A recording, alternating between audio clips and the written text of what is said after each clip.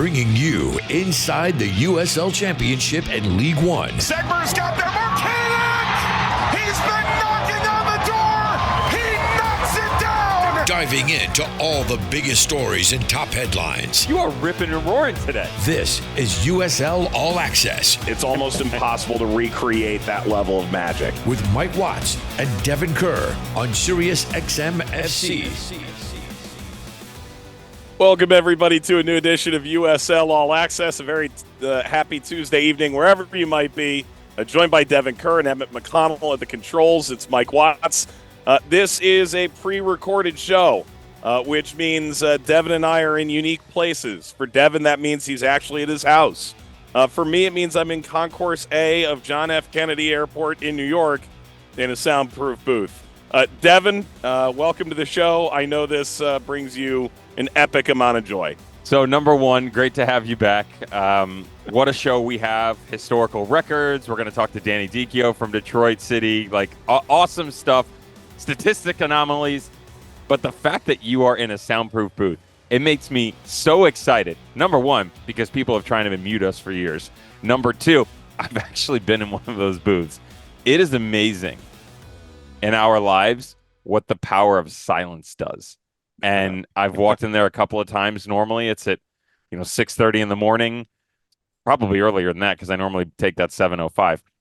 And I just walk in and close the door, a cup of hot tea, and just nothing. And it's great. It's great. And you're in LaGuardia, right? No, JFK. Oh, I don't know where. Sorry, that's my fault. I don't know where they are in JFK because I've never entered that airport in the morning. Only late flights. Lucky you. Yeah, I gotta tell you, man, this is quite the experience. And Where I have a feeling it's soundproof-ish. I have a feeling someone outside is about to get a preview of this show. Oh no, it's soundproof for sure. So hang on, so in LaGuardia, you come up to the top of the escalator, and you leave security. You leave security at JFK, and there's an option on either side, but only one has soundproof booths. Got it. And this is my commitment to the show. And are you getting one for the house? Yeah, I should. It's for her benefit, not for mine. Happy to be back. Obviously, Devon handled the show the last couple of weeks while I was out walking the cat in Portugal. Just happy to be on the show again. All right. As Devon mentioned, Danny Dichio of Detroit City joins us. Detroit and Rhode Island is on CBS at 4 p.m. Eastern time. Big game in the Eastern Conference. We'll chat about upcoming games, so on and so forth. And Devon says he has trivia for me later in the show, which is nerve-wracking. Let's chat about some of the headlines, however, around the league. We're going to start with the Tampa Bay matchup. It was 2-3, 4-2. You've got your celebratory Rowdies gear on. Appreciation to the club for sending out some of their new kits. 4-2 over Charleston, comeback. Rowdies get 4 consecutive goals after conceding twice in the opening quarter hour. Dev, here's Tampa Bay winning really a 6-point game that sets them up for a chance to go catch a top 2 seed. And ultimately, we all want to host a conference final. It's very rare that both the 1 and the 2 find their way there, if you look in past years. So if you can get that 2 seed, even if you don't manage to catch Louisville, or if Charleston hits the Jets and Louisville hits the Skids, if you're the Rowdies, there's still a lot to be gained just moving up one more slot. And they gave themselves a real chance to do that as we go into August. Mathematically, 6 points back. 5 points back, 2 games in hand. So the points per game model can put them in front. As you and I always talk, though, having those games doesn't necessarily mean you're going to be able to do it. Special thanks to the Rowdies organization. Love the jersey. It's not celebratory because of the win over Charleston. It's just celebratory because it's a fire kit and I enjoy it. Yeah. I was thinking about this, though. Beyond impressed with what the Rowdies were able to do. They were venomous in nature going forward. 1,000,000 miles an hour. I'm not sure I've seen them be that effective regularly with how quickly they move from one end of the field to the other. I got to thinking about Charleston and their results, and I went and looked back. It's been a little bit of time since they really beat anybody that impressive, to be honest. Now, I'm not saying that they can't. There's the wins earlier this year against Louisville, certainly what they did against Indy 11. They've taken down Birmingham a couple of times. Birmingham, by the way, is struggling for their top quality. I mean, nowhere near the form that I saw of last year. But if you just walk through the results right now, you should beat Loudoun. You should beat Miami. You should beat Birmingham. They lost to Detroit. And then we're looking at that stretch that was the draws against Pittsburgh and Monterey and Hartford, a Hartford that went down to 10 men, by the way. So in order to see a top quality result, you have to go back to April. 6-0 against Vegas. That Vegas team is a very different team 2.5 months later. So basically, we're talking about Indy on April 13th as the last time that we walked away from a game with a quality result against a quality opponent. I pose a question to you, Mike Watts. Because they can't control the schedule, only the result, and there have been a ton of teams in that window where they had the dip, where the quality of what that opponent brought was much lower than what the Charleston Battery are capable of. If you're Ben Pierman, are you concerned at all? I'm not concerned at this juncture. If anything, I'm concerned about the fact that they may be streaky from a scoring perspective. And where do you catch that streak come playoff time? Yeah, where, look, if you catch fire the first week of October, could it run until the end of November in the championship final? Absolutely it can. It could also be Cameron Lancaster at the tail end of a season where he goes record-setting and then blanks come playoff time. It's possible. And so, defensively they're always going to be in it. From a desire, pressure, they'll do all that stuff right. And a good number of the goals they've gotten recently, pressure high up the field wins the ball, and they end up cashing in from 30 yards and in. There's something that's both repeatable about that and also a little bit luck of the draw. But no, I'm not concerned at this juncture. I'll turn it to you on this.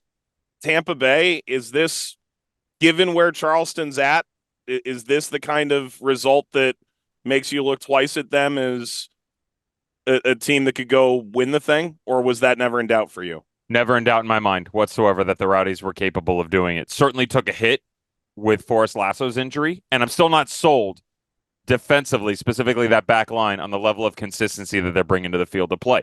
2 goals against Charleston in the opening 13 minutes prove that. So let's get that out of the way. I am still curious as to what that quality will be, if they're going to go get anybody. I have wondered since Lasso went down, it's you can take a look and see, they're going to give Freddie Kleeman the chance, and Kleeman is definitely capable of getting the job done. The injuries that he's experienced throughout his career haven't enabled him to really reach his top level. Never a question there. But actually kind of the same conversation we had about the Charleston Battery. I was looking, I was like, wow, that's a couple of solid results in a row in terms of opponents. So I crunched the numbers on them as well. And the Tampa Bay Rowdies, versus teams currently above the playoff line, solid record, 8-3-1. This is something statistically at the end of every season, you and I go take a look and we're like, okay, who's actually been able to beat the good teams? Who's struggled against the good teams? Because the reality is you need to beat 4 of them. And you could argue if you're a 1 or a 2 4 in a row, you really need to do 3. Bingo. 100%. The 7-8 is what it is more often than not. Detroit obviously proved otherwise last year, but the reality is you have to do it 4 times in a row. And if you've only done it 4 times all season and beat up on the teams beneath the line, that's not an indicator. No. In previous years, and I don't have the numbers in front of me, this is on me. We can circle back as we get closer to playoff time. The number of teams entering postseason play as of 22 that had won 4 games in a row wasn't a plenty.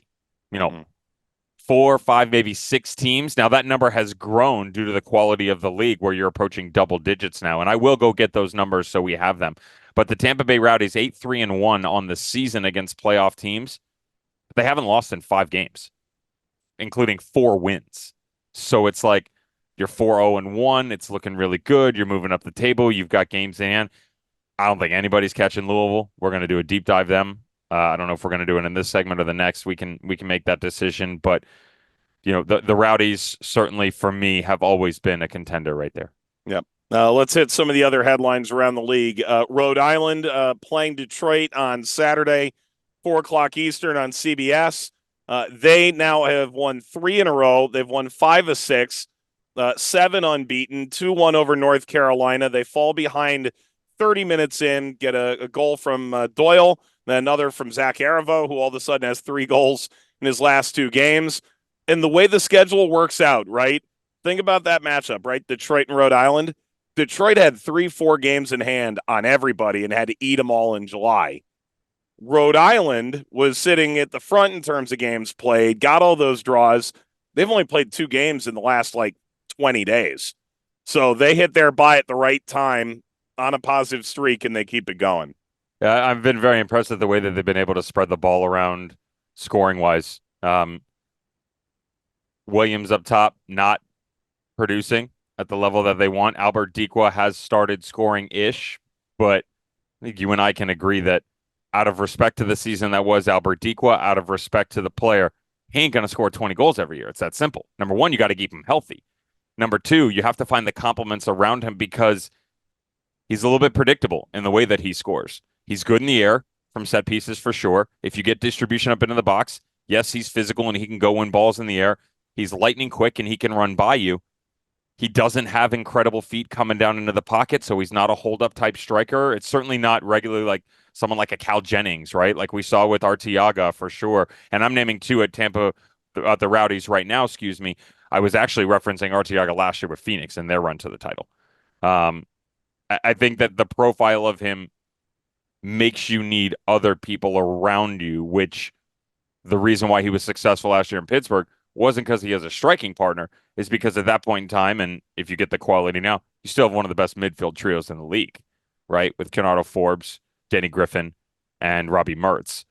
Those guys give you so many different options, and then you expand on the width. So anyway, they've just been able to score. So it's been set pieces, it's counterattacks.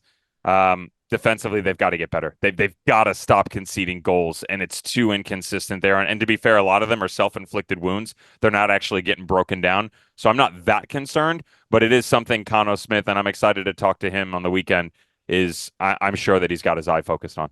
Yep, and look, they can continue to concede this weekend. I don't care who wins. If we can get an odd number of goals above 3, I would appreciate that. And we're only averaging 27 goals a game right now on Big CBS. So yeah, that's accurate. Well, I mean, look, only 1 game ever made it, but that's a whole different kettle of fish. Well, wait, help me. We had 7 in the Louisville Indy game, 5-2. Sounds right. We had what was the final score? 5-1. 5-1. 5-1. No, they had 2. 5-1. Johnny Rodriguez had a brace. 5-2. So we're 7. averaging 7. We're averaging 7 a game. No pressure. No, none. We'll take listen, we'll take the under. We'll take a 3-3. Call it a day. Everybody's happy. Yep, fair enough. Unselfish. All right. Other results around the league to keep an eye on. Las Vegas is now 9 unbeaten. We mentioned that they had reinforcements coming in from Montreal on loan. 4 wins, 5 draws in that time. They've made their way into playoff position. They had only ever gone as long as 5 games previously without taking an L. Sacramento, speaking of unbeaten, Dev, now 1 game off the road unbeaten record after beating Detroit City 1-0. Currently 11 games unbeaten on the road going back to last year, including 7 wins and that aforementioned blowout win over Detroit. That leaves Sacramento probably feeling pretty decent on the road, all things considered. Here's the problem. If they want to get the record, they got Pittsburgh on the weekend, and then who do they have? Where do they go? Louisville. 8-10. Oh, my goodness. What a way to do it, right? If they were capable of it. Louisville, who's been unstoppable at home. Let's not forget, Louisville got smashed by Sacramento last time Sacramento played there. That's Smashed. Right. Beginning of last season? Yeah. Yeah, beginning of last season. That's right. Who knows? Yeah, I mean, yeah, all you have to do is for me be to commit unbeaten. to. We're not talking about win streak. Yeah, either concern me. Okay. Going to Lynn Family Stadium right now, which if this season continues, and we are going to get into it, could turn into historic Lynn Family Stadium. We're working on it. We are working on that. We'll talk that later, yeah? Yeah, and speaking of history, as this show is airing, Louisville playing Frankfurt, certainly historic team. Dev, you played over in Germany. You know what that means. Oh, my God. I'm jealous. Yeah. I'm not jealous of the work that you have to do for the game. Well, but I am jealous. I'll be in the middle of childcare as that's going on. Yeah. And by the way, cool. You and I know this, right? It's these friendlies mid-season, especially when you've got games on either side. It's a lot of academy guys. Spoke with Paolo Del Piccolo for an extended period. He's been working with the academy, first team assistant to Danny Cruz. A little bit about his journey and what he's been up to, and the idea of Danny spending extra time. How do these ideas work into your theoretical game model? How do you coach and get the best out of academy kids and first team players? But also a little bit about some of the young guys they're going to play in that Frankfurt game. It's fun listening to Paolo sort of espouse what he's up to, because if he really wanted to be, I think Paolo could be pretty decent at this. Oh yeah. Yeah. Got great brain. I loved when we were there in April. Forget coaching. I'm just talking about taking our job. Oh, no. I think he would be a great announcer. Oh, good. I do. But I do think that with his mind, because if you really get a chance to sit down with Paolo Del Piccolo, he's got a great footballing mind, but he's got a good business mind too. I could totally see him running a club, man. GM, president of a club, like as he continues to gain experience, understands what moves are like with players, learning the business and financials. I do believe that long term he could run a club for sure. Yeah, I spoke with or texted Haley Simpson after we were done, who's PR for Louisville City. More on that in a moment. And I just said, this guy's going to be a head coach in no time. Yeah. I mean, he's only been off the field for a year, less than a year. I mean, my only concern is that when you say no time, I think there needs to be a little bit of time because he can still play. And I think the level of frustration, this is why I don't coach, of watching players not being able to do something the way that you want to do it at the level. Yeah, he's going to go kick someone, which I'm all for. Who would love that video to watch Paolo Del Piccolo come off the sideline and just lay someone out, stand up and go, that's how you do it. I know. You know why. I know. And by the way, congratulations to Haley. Engaged over the weekend. I know. Nice, Haley. I know. Sandbagging. I'm so happy for you Good guys. for her. Great Congratulations. Person. Yeah. All right. Before we go to break, Dev, let's chat about the lab. New Mexico, the last remaining unbeaten at home. It's 7 games now, 6 wins and a draw.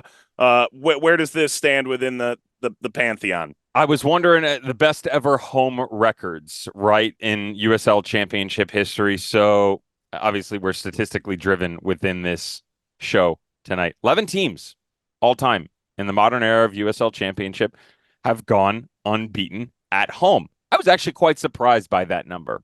Very surprised by that number. Now, there are some caveats to it, recognizing that the modern era starts in 2011, number one. Number two, wasn't always a 34-game season. Number 3, there are also 2 teams from the COVID era that went unbeaten. So let's get those out of the way respectfully. San Antonio and Sacramento in 2020 both went unbeaten. San Antonio 8 games, Sacramento 9 games. I did not write the records down. Google it. It's never wrong. Go look it up. So Battery in 15, Pittsburgh in 19, Richmond in 13, Orlando City of 12, Phoenix and El Paso of 21, Indy of 19, Rochester of 15. A couple of notable ones here. The most ever wins in a 17 game, which is a 34-game regular season, most ever wins at home. It's actually the 2019 Indy 11 team. They went 13-0-4 and averaged 2.53 points per game. But they are not the best of all time. Michael Watts, my question to you, because that El Paso team of 2021 went 13-0-3 and averaged 2.63 points per game, but they came up just short as the second best all-time points per game number. Watts, who holds the record for the Phoenix? best? No, Phoenix actually finished lower in 21 than El Paso did. Phoenix in 2021 averaged 2.47. Louisville 2018, 17. They are not. Louisville did not finish unbeaten. Wow. I know. All right. Blown away by this. And here we have it. I'm a little bit surprised that you didn't guess one of these teams, or this one team. Orlando City of 2014. They played 14 home games. They had 13 wins. They went 13-0-1. They had 40 points and averaged 2.86 points per game. Wow. The lab's on pace to do it, by the way, just for the record. Yeah. All right. And for what's worth, the 20-game win streak, the slugger advantage, all of it apparently meaningless. Dev, before we go to break, the latest what if from our guy Nicholas Murray on the USL Championship website.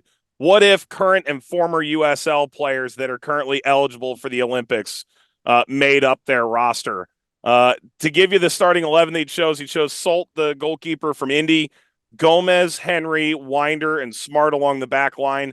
Chose a 4-3-3. Another Louisvillian player, Elijah Winder, Kobe Hernandez Foster, Nenzo Martinez is an overage player, Diego Luna, MD Myers, and Ray Serrano. You okay with that? Is that the best we can do? He also has Michael Ensian coaching the team, which I'm prepared to go to battle about. Take me to break. All right, when we come back, Danny Dichio, the head coach of Detroit City, joins us. Look, I mean, read the article. It's up to you. I mean, I'm just here. This is USL All Access. Let's get back to USL All Access on Sirius XM FC with Mike Watts and Devon Kerr. Welcome back, everybody, to USL All Access on this beautiful Tuesday evening as we approach yet another match day. I'm not really going to waste any more of your time. Devon Kerr here, Mike Watts, as promised, out walking the cat. That damn thing just has a mind of its own. We told you we had someone special. We alluded to it was. We actually even said the person's name, but until they're here in the flesh or via Zoom, it's really not sincere. And that's exactly what this person is. Great character, great coach. So what I've experienced so far, but we're going to dive into the nitty gritty and give you an idea of what's going on in the Eastern Conference. Let's start here. We've got Danny Dichio, head coach of Detroit City FC, Eastern Conference of the USL Championship.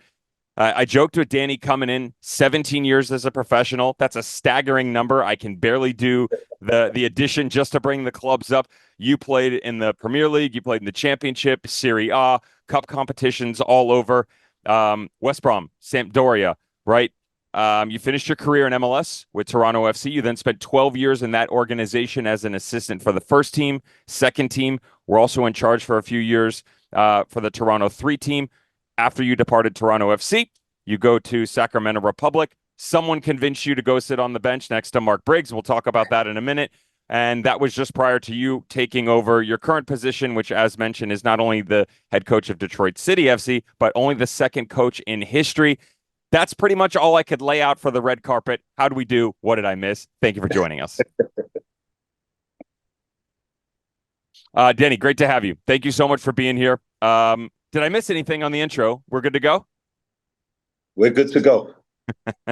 Let's start here then. I was kind of looking into the success that was Detroit City, what it's been like at the early tenure within the USL Championship.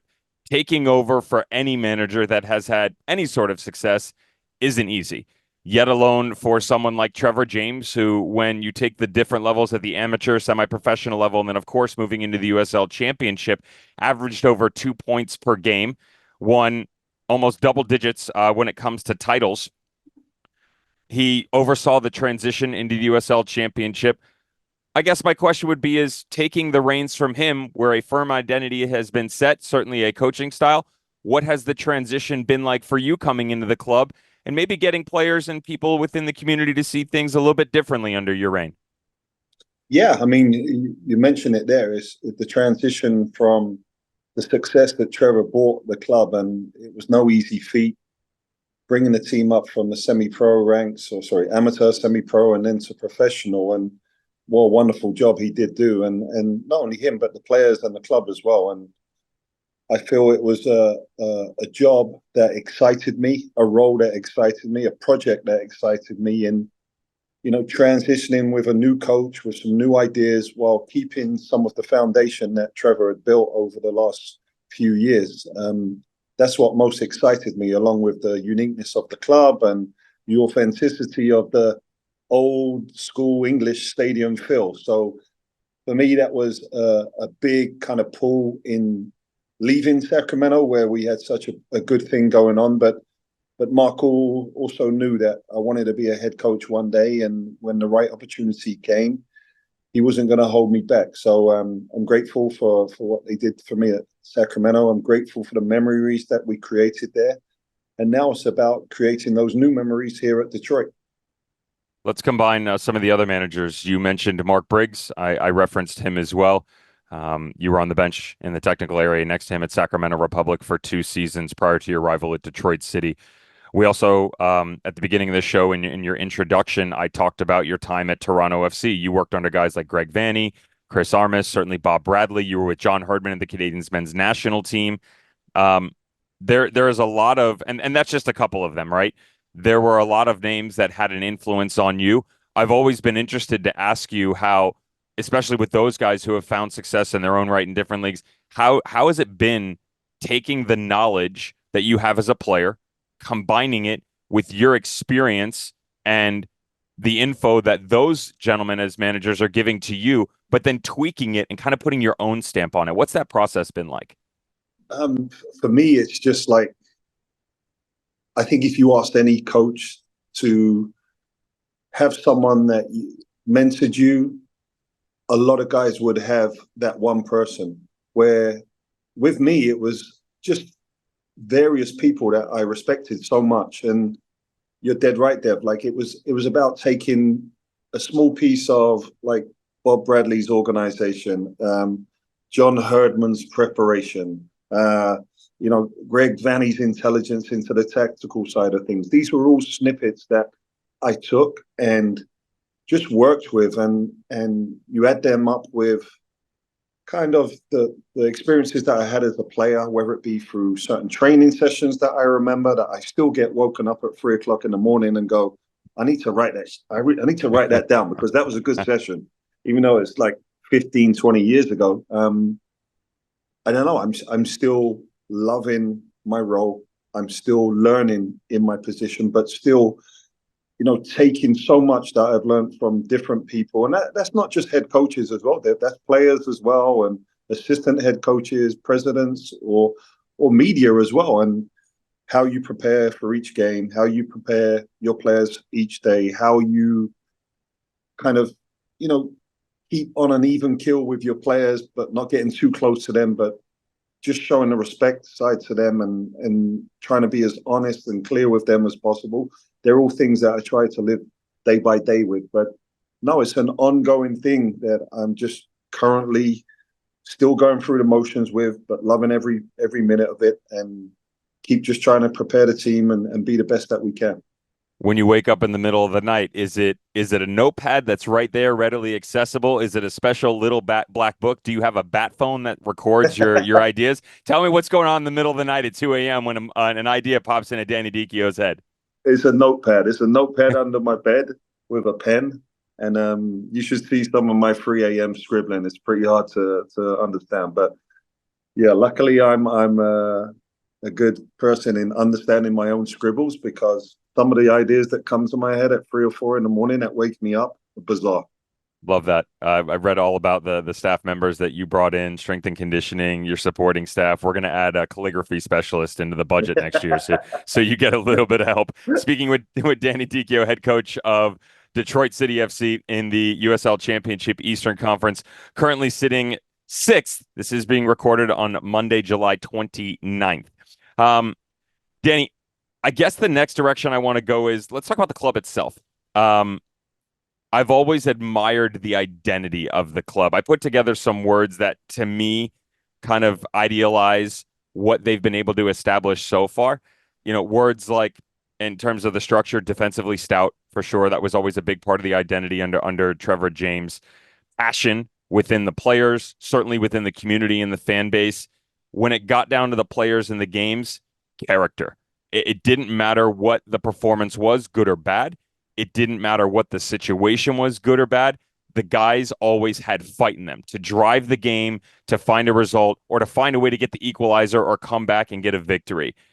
Out of those words, my first question would be did I miss anything in terms of kind of what that club is about?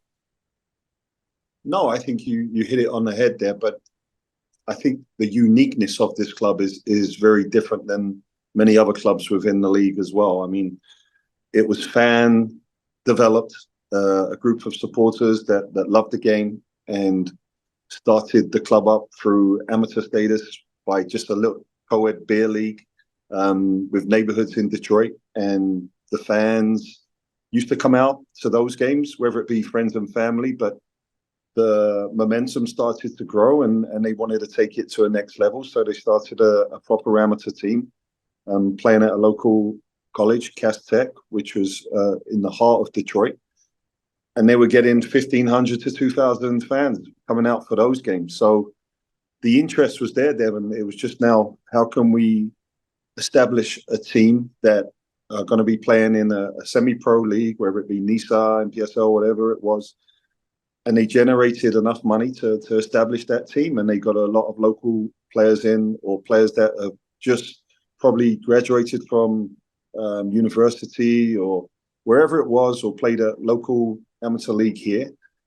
And it just kind of snowballed from there. And I just think the way the club was set up, the love for its community, the community's admiration for the local team that they want to support is just twofold, and it's not something we have a lot of in North America, but I'm starting to see it grow, especially within the USL Championship, even with League One. And I love seeing it. I love seeing these kind of fairy tale stories of similar to what we have in England.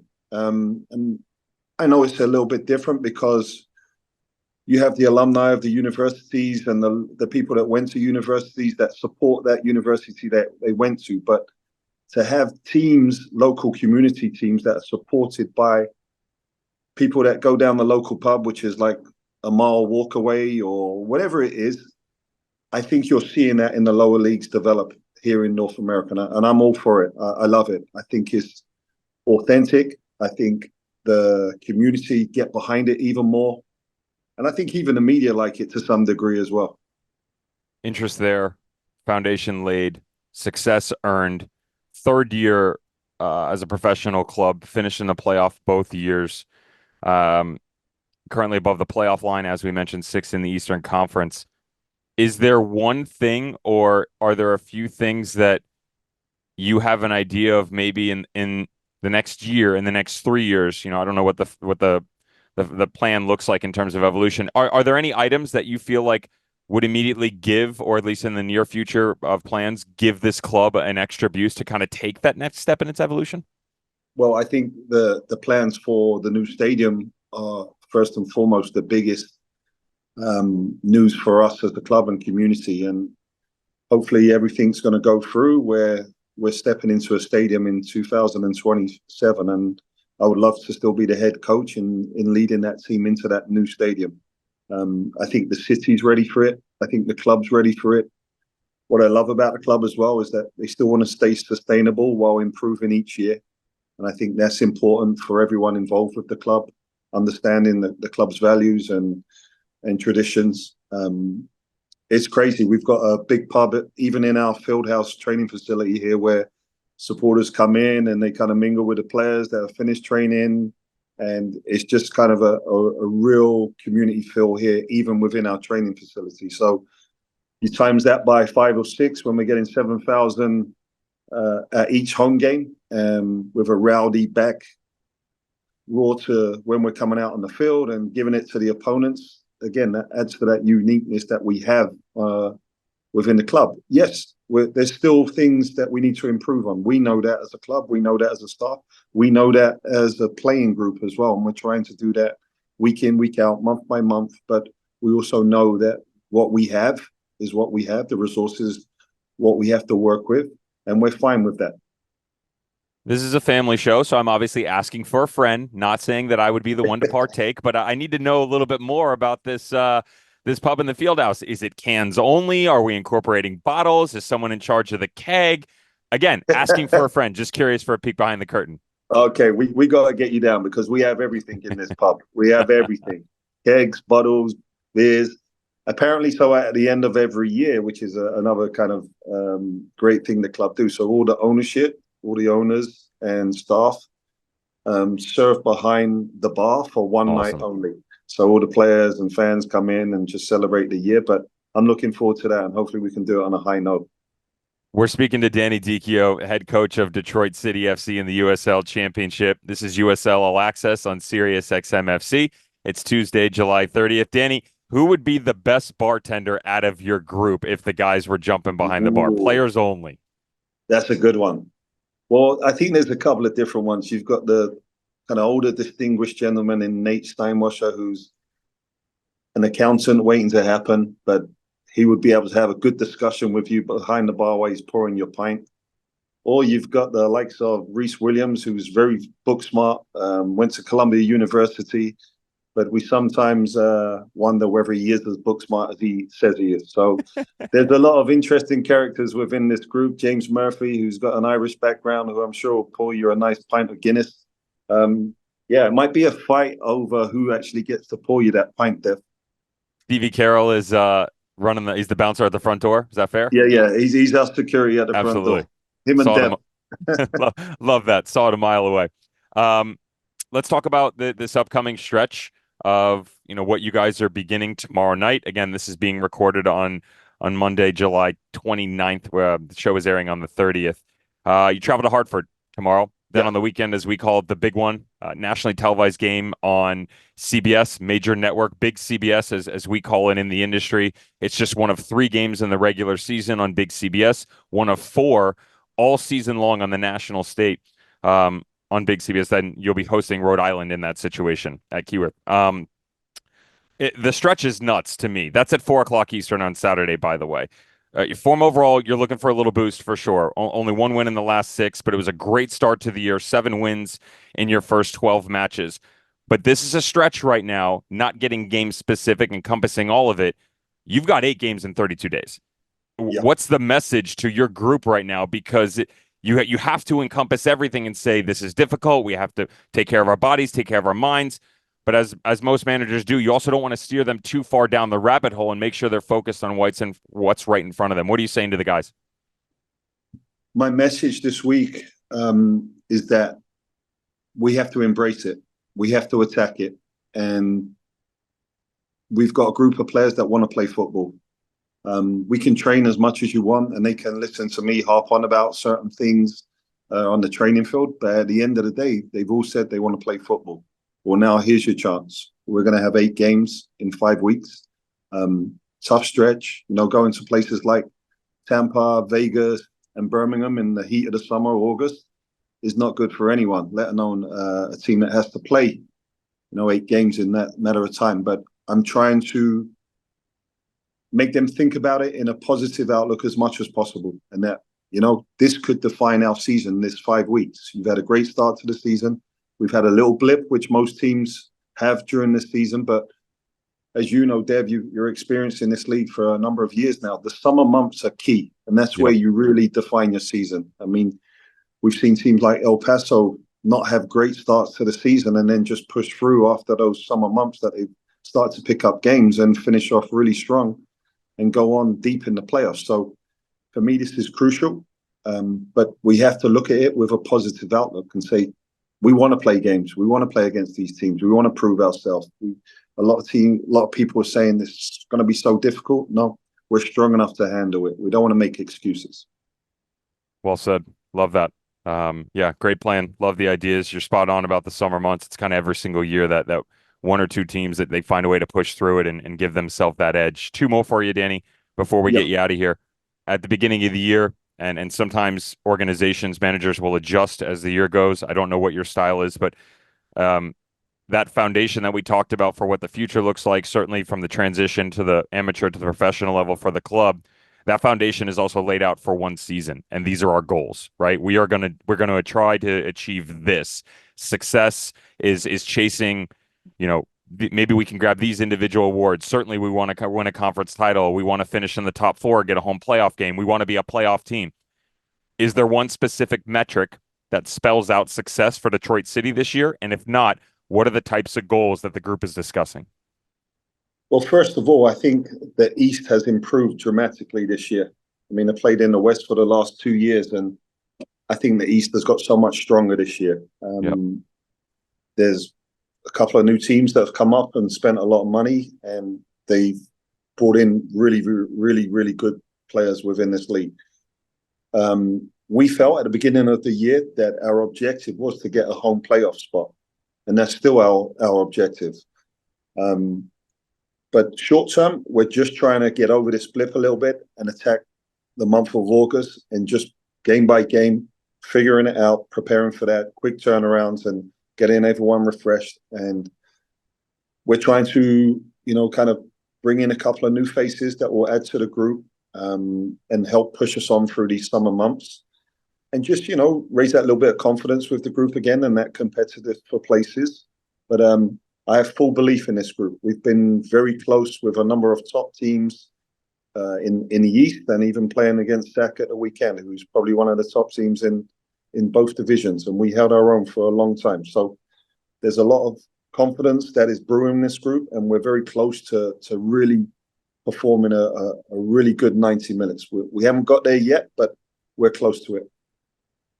That home playoff spot, I'm just going to talk about the team that's currently sitting in fourth position as we're talking. You're only 4 points back, 2 games in hand. I don't do math well, but math checks out in that situation that you can jump up into one of those top 4. No doubt in my mind. Last one for you, kind of a fun one that I like to ask people on the way out. Not everyone, but if we put you in the front office of the USL Championship and said you can change X or you can add this, you feel like there's anything that would help USL Championship distinguish its brand to kind of help grow it both nationally and at the global level?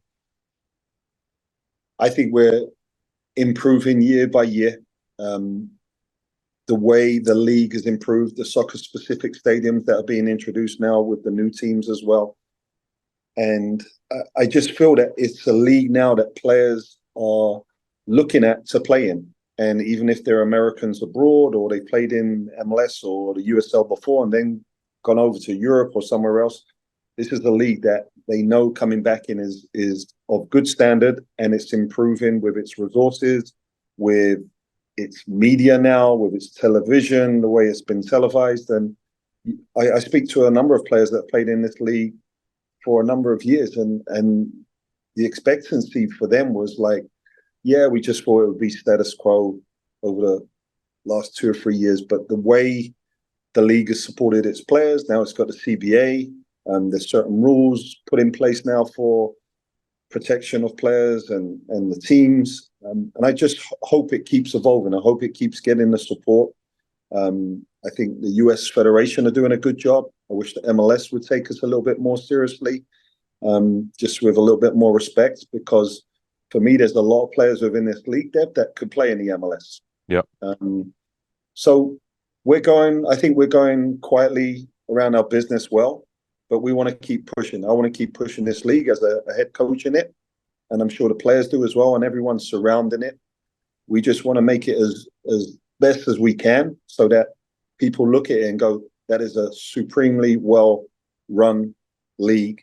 And the players coming out of it, the games that they watch on the day-to-day, whether it's on ESPN Plus, CBS, or wherever it is, Golazo, is of good quality.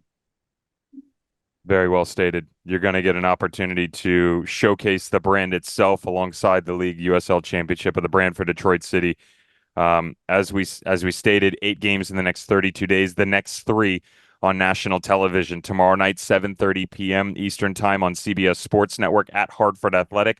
On the weekend, Saturday, August 3rd, 4 p.m. Eastern Time. Big one, big CBS hosting Rhode Island FC and streaking Cano Smith.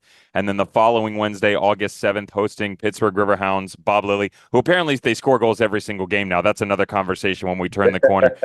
Danny, an absolute delight. Thank you so very much for your time and for sharing everything that's going on at Detroit City, past, present, and certainly the success that will be in the future. Thank you, sir. Thanks, Dev. Keep doing your work as well. We appreciate it. Cheers, brother. There goes Danny Dichio, head coach of Detroit City FC. When we come back, Mike Watts and I will talk about weekend results, some of the trends that have been. We'll preview the weekend's games that we just talked about, and a little trivia game for Mike Watts and see maybe if I can stump the Schwab in a little bit. You're listening to USL All Access on Sirius XM FC. Don't go anywhere. Giving insight to all the biggest moments in Championship and League One. This is USL All Access on Sirius XM FC with Mike Watts and Devon Kerr. Welcome back to USL All Access. Missing part of our interview with the Detroit City head coach, Danny Dichio. It's available tomorrow on YouTube and also always on the Sirius XM app. Mike and Devon back with you. Dev, we teased this earlier, not trivia, because I don't think we're going to have time for that tonight. Great job, Chief. Appreciate it. But Louisville City, Dev, are they good in Louisvillian terms, or are they great in league terms? What are we talking about here? Yeah, listen, I think we have to be very careful how we phrase this, because recognizing that there's a long way to go in the season. We're just over the halfway point, 20 games into a 34-game slate. There's a lot of football to be played, and we've seen teams go this quick, and then it hasn't exactly gone to plan. That doesn't mean they were poor. It just means record-wise, they weren't able to knock it out of the park. And this is why we haven't mentioned this yet. But we are approaching a point of no return when it comes to their relevance historically within the USL Championship, and well surpassing expectations set in Louisville, which is staggering considering they made the Eastern Conference every single year since their inception in 2015. 4 separate times they've won the East. Twice they've put a star above the crest. You know, I think it's very impressive. So I took a deep dive into the numbers, and they are on pace in a couple of areas to break records. In a couple of areas, they need a little bump in order to get over the line. Number one, Wilson Harris. We talk about Nick Marcanic and what he's doing in Charleston. His numbers are staggering. They're very impressive. Wilson Harris is currently on pace to score 22 goals this season. Does that continue? Is there a possibility that he gets a couple of more? The record is 25 goals held by 2 people, Cameron Lancaster and Haji Berry. So he's right there. In terms of team relevance, they're on pace to score 88 goals, Mike. The team record is 67, set by that team in 2022. Phoenix set the record 89.